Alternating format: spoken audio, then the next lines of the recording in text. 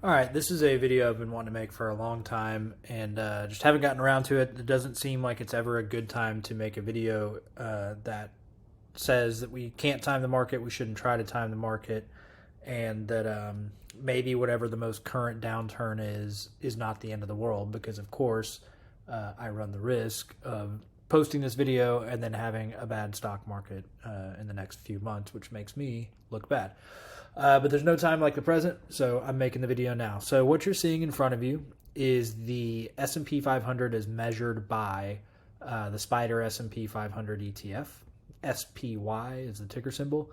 This is the largest ETF by assets that tracks the S&P 500 in the United States.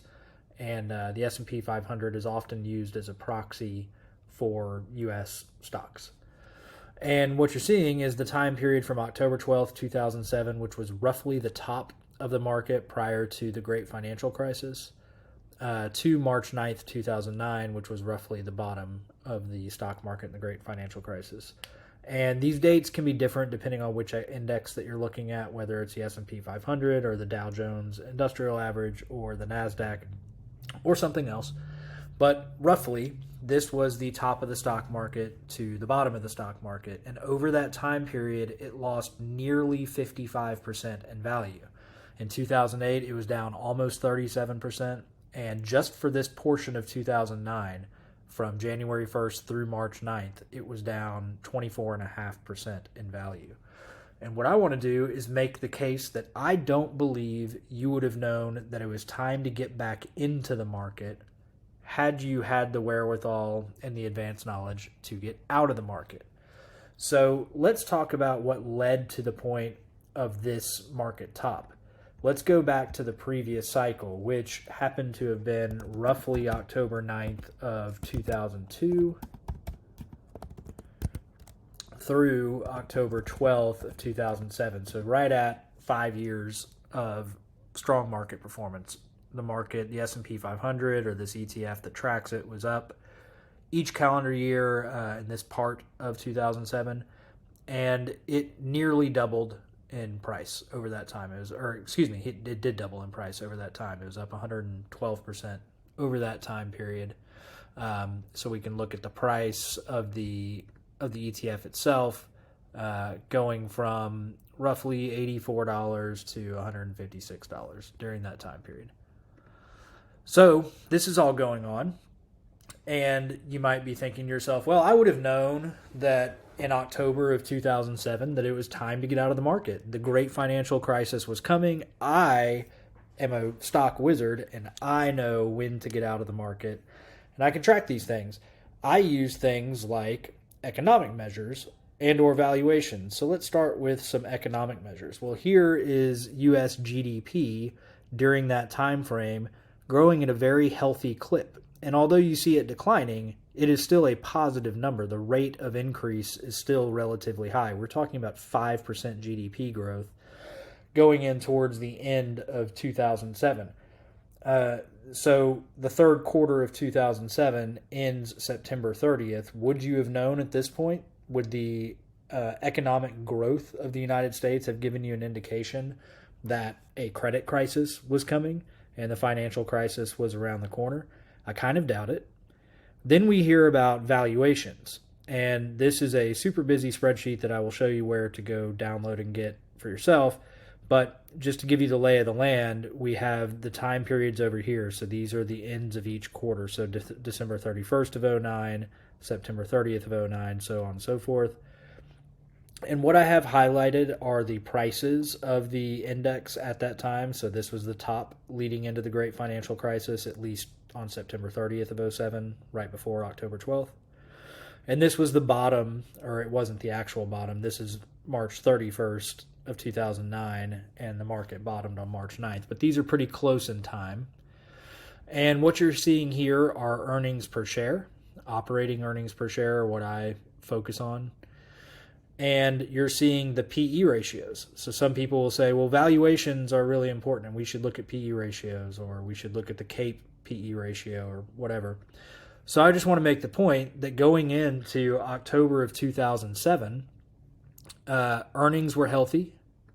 They were growing right up until September 30th, 2007, but still certainly healthy. And valuations were very reasonable. If you compare to a long-term average on the S&P 500 of around 15.5, which is about where they were September 30th, these are relatively okay valuations. For frame of reference, let me just show you where we are now. So to go get a spreadsheet like this, you can go to spglobal.com and look at their indexes and find the S&P 500 index. And when you get to this page, you can scroll down, and there's this additional info area. This is where you can click index earnings. It will download the spreadsheet for you. You can open up that spreadsheet, and it's a version of what you've just been looking at on my screen. And it has a lot of information up here at the top that I cut off for the video. But as you scroll down, you can magnify this so it's easier to read. In the latest iteration of the spreadsheet, it's row 132 that will get you to the current PE ratio, the current valuation, price over earnings for operating earnings, and we're currently at 21.39 right now. So for context, back then, we were at pretty fair, reasonable valuation metrics.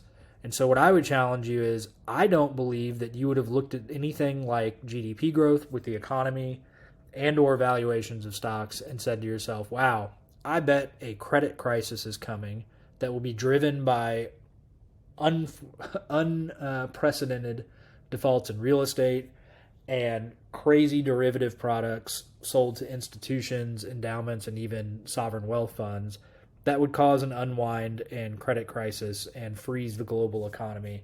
I just don't think you would have seen that based on common metrics that I hear people talking about, which are valuations on stocks and just economic growth. So we get into October of 2007, and now we need to look and say, okay, it's October 12th, 2007, and the bottom, like I said, was March 9th, 2009. We're down 55%. I think I've made my point. I don't think you would have known it was time to sell. And now the question is, would you have known it's time to buy? The market was down 37% at this point. That was crazy. The market was down 37% for 2008. It's down 25.5% just so far in the first quarter of this year. If we annualize that, it's basically a 100% decline. The market is going to go to zero. And would you have said, you know what? I think that right now, March 9th is the time to buy. Let's go back to our GDP and our price earnings ratio sheets. So we start to see these declines, decline, and then whoa, end of 2008, GDP declines at an annualized rate of 7.5%. That is striking. In in the first quarter of 2009, we start to see GDP going up, but it's still contracting. It's just not contracting at such a crazy pace. So first quarter of 2009, March 31st of 2009, the stock market bottom has already happened. If you don't have the foresight to see the rest of this chart, if you're just looking from here to the left and all you've seen is up and then boom, boom, down, and yeah, it's decelerating at a lower pace, but it is still definitely decelerating by the end of the first quarter of 2009.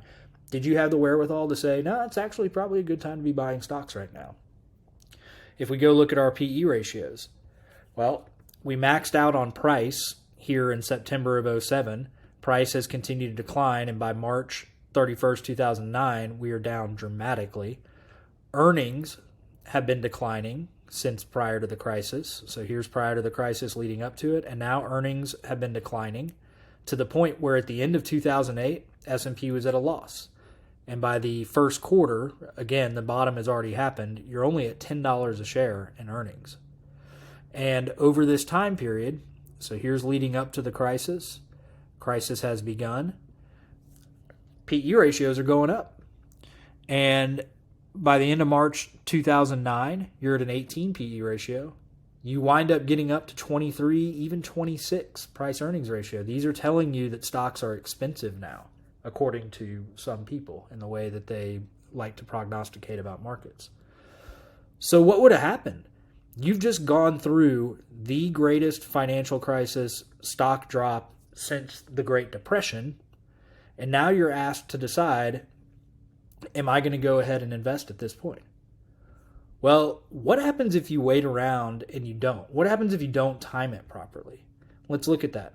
From March 9th, 2009, just to April 9th, the next month, March 9th, 2009 through April 9th, 2009, you missed a 25% upside return. If you didn't time it really well and get in the market right on time, you might miss a 25% upside return. What if you waited 2 months? Now you've missed 36% upside return. What if you say, okay, gosh, from March 9th to May 9th of 2009, the market's up 36%. I better get in. Well, that could be scary for you because by June 9th to July 9th of 2009, later that summer, the market's down nearly 6%. A lot of people are feeling like, uh-oh, those prior few months must have been a head fake. Here we go again. Armageddon. The world is collapsing. And if you didn't stick around and get in at the right time in March of 2009 and stick around through the end of the year, you missed out on a 65% return. Here's that decline in June to July.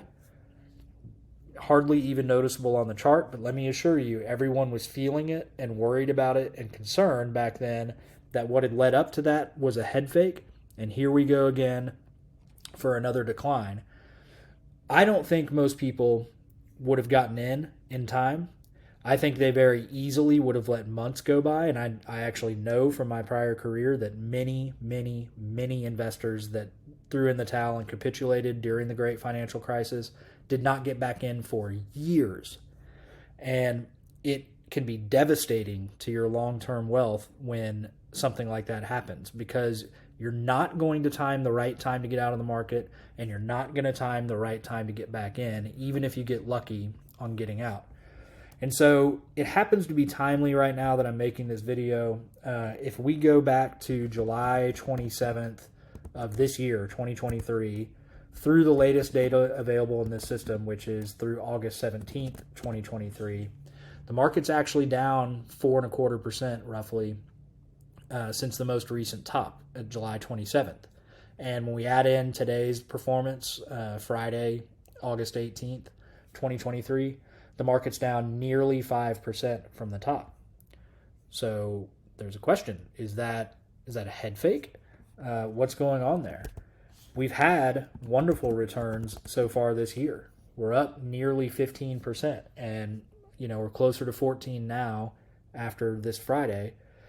But some people that may have decided to get out in 2022 might have missed out on some pretty hefty returns. And what if you're the unlucky person that decided, okay, summertime's here, we get through the second quarter of the year, we're halfway through the year, and by the end of June, we were up 16, 17%. I better get back in. And now you're right back down where you started because timing was poor. So is this a 5% decline head fake, similar to what we saw in June and July of 2009 when the market was roaring back after a very serious downturn? Is this a similar head fake? I don't know. And the point I hope that I'm making to you in this video is that I don't know, you don't know, and nobody else knows. And do not let somebody sell you on their ability to predict these things, because they are unpredictable by nature. If the market knew what was going to happen in advance, then the price wouldn't move much at all because there wouldn't be any surprises in either direction. What I can say is, since March 9th, 2009, just staying invested for the long term has really paid off. Here's COVID in 2020. It's not that noticeable. You may not even remember the fourth quarter of 2018 where the market was down nearly 20% during that time period, similar to what we saw in COVID. COVID was worse. COVID was down about a third, 33%. Here's the top at the end of 2021. Here are the terrible experience we all had in 2022, where we were down, significantly. And now we've come bouncing back. And if you're someone that has tried to time when to get in, when to get out, I am just absolutely convinced that you're not doing it consistently, you're not doing it well, and you're not enjoying all these returns that you can get by just staying invested, not trying to time the market, enjoying the majority of years that are profitable for your investment, and withstanding the storms that come periodically. It's just the much better way to go about investing. You don't need to deal with all the heartache and all the time spent trying to outguess and predict the market. Just stay invested. Don't follow the gurus that tell you they can predict it based on valuations or GDP growth or whatever their particular heuristic is. It doesn't work that way. It's not that simple. And you will have a much better time and a much more rewarding time if you just consistently invest, save your money, and stick through the market over the long term. All right, thanks a lot.